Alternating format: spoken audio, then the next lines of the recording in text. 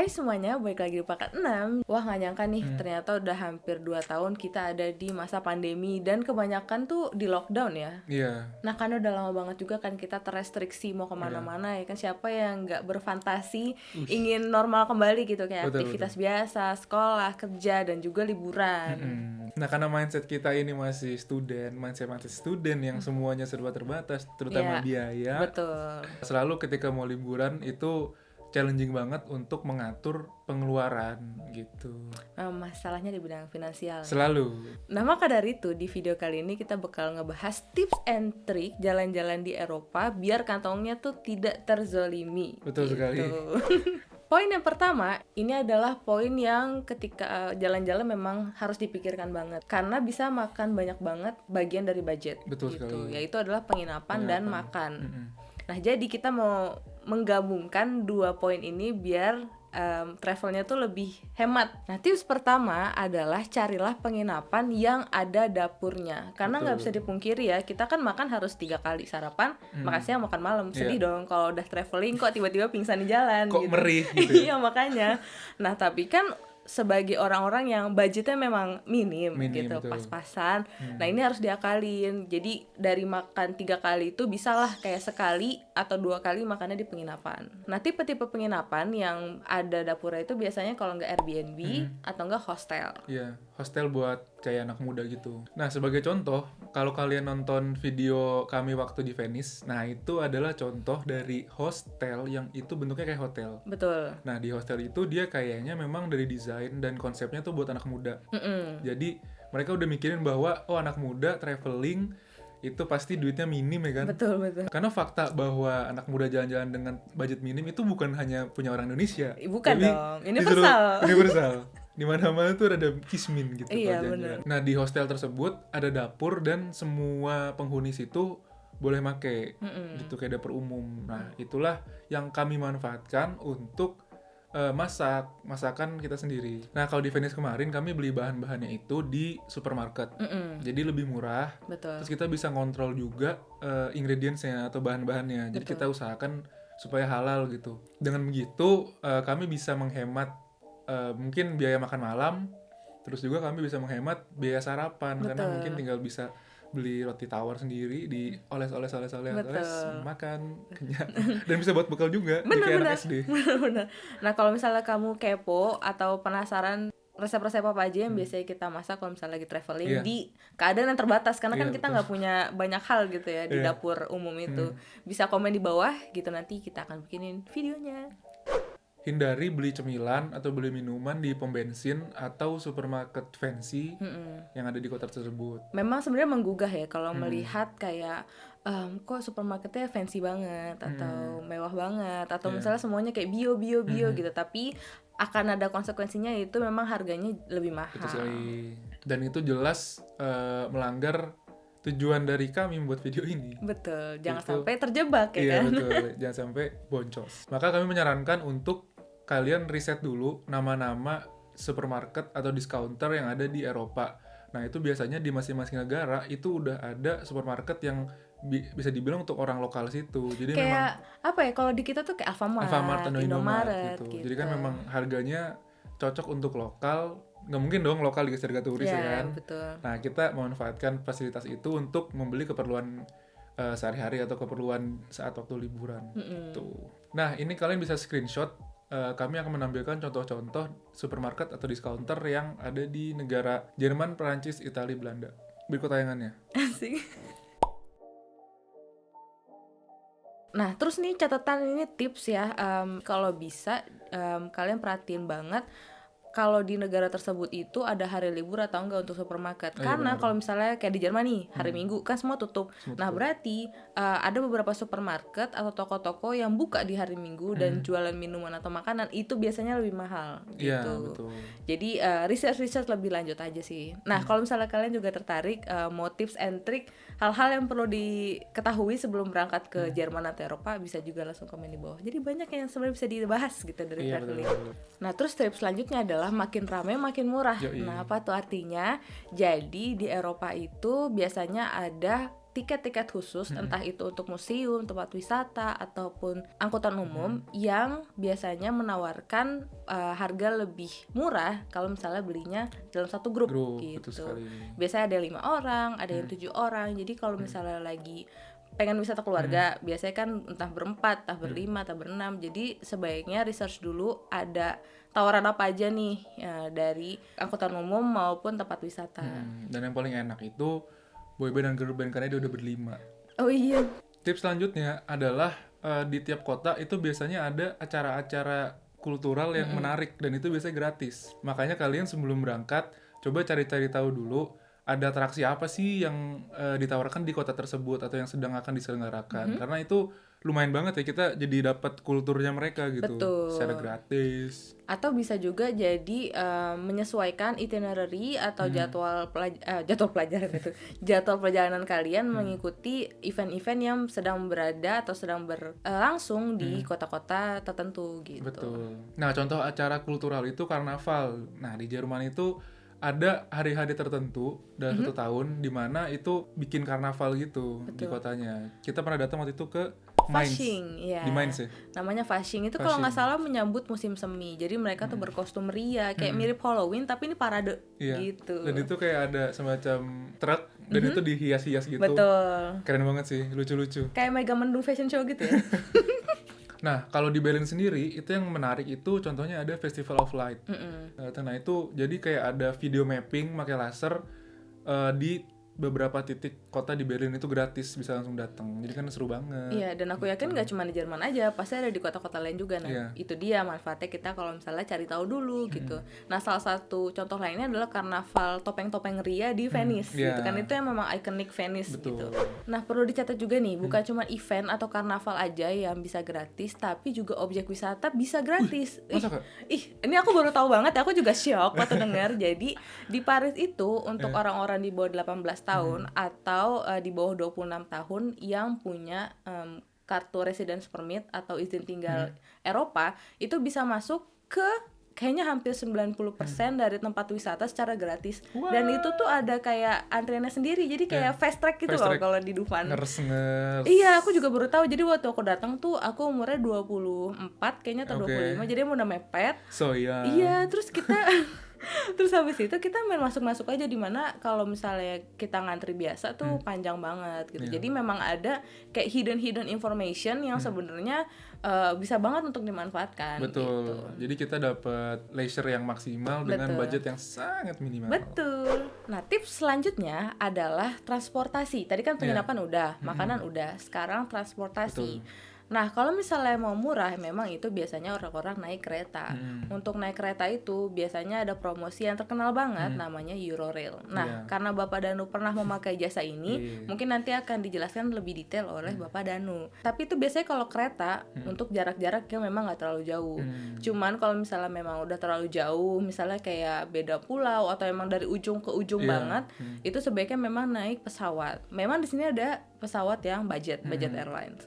Tapi perlu diperhatikan bahwa biasanya budget airlines itu ada restriksinya, yaitu adalah di bagasi. Nah, jadi biasanya kalau misalnya kamu mau bagasi atau kamu mau reservasi tempat, itu biasanya ada cost ekstra lagi yang harus dibayar.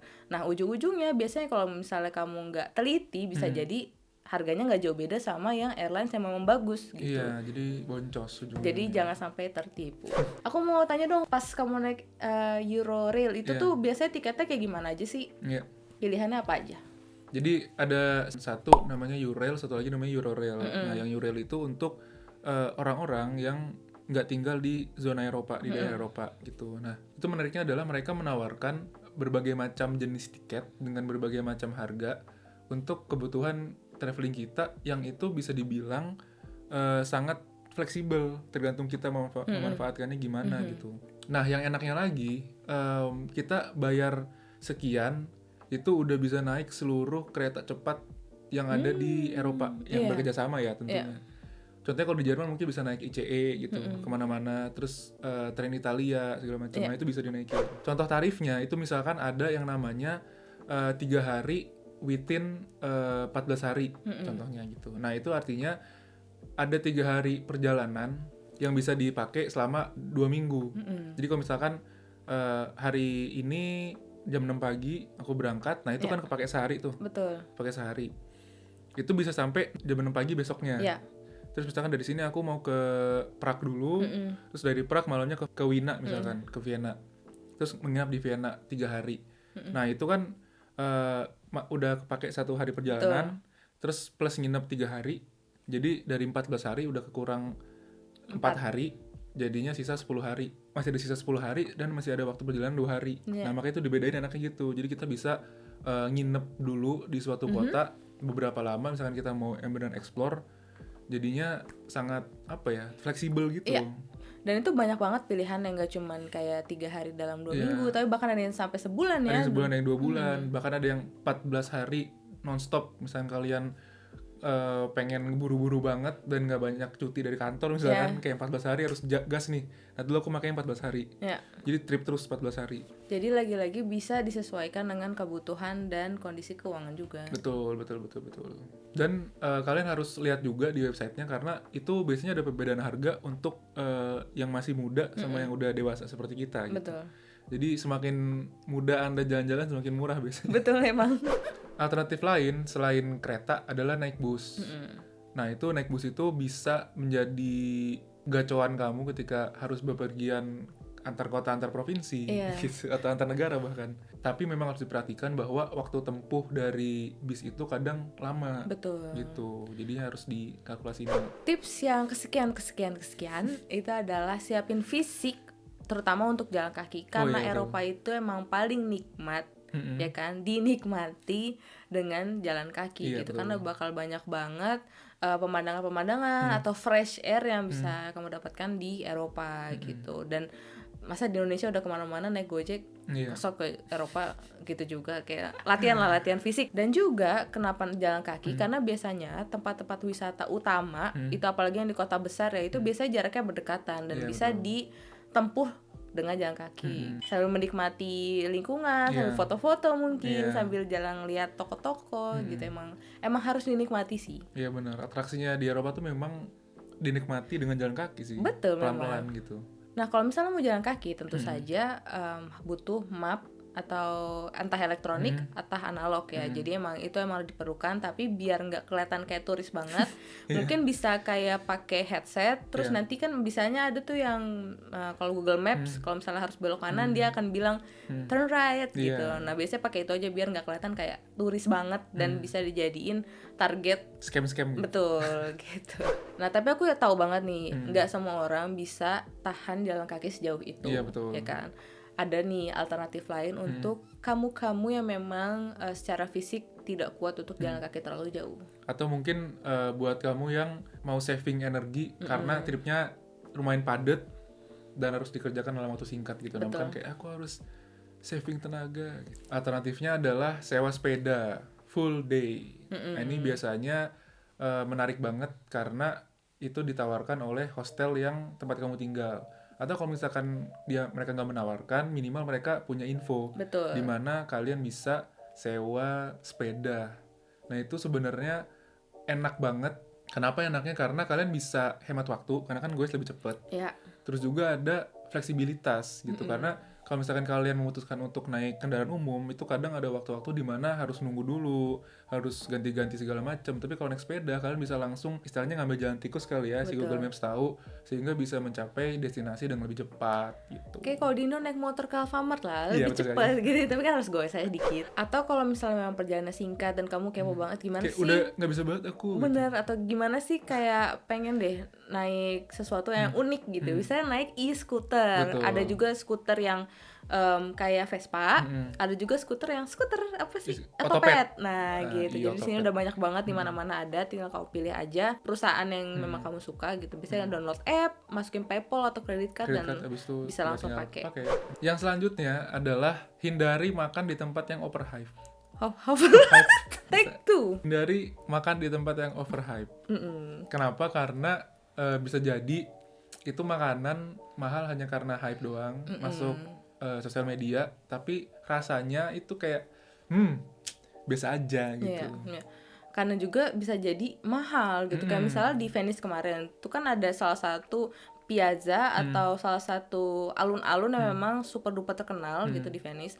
Nah kalau misalnya beli kopi di situ atau ngafe di situ emang pemandangannya ya magical tentu saja. Tapi ke kantong kok ya magicalnya bikin hilang gitu, magicnya. Loh nggak ada gitu karena super mahal.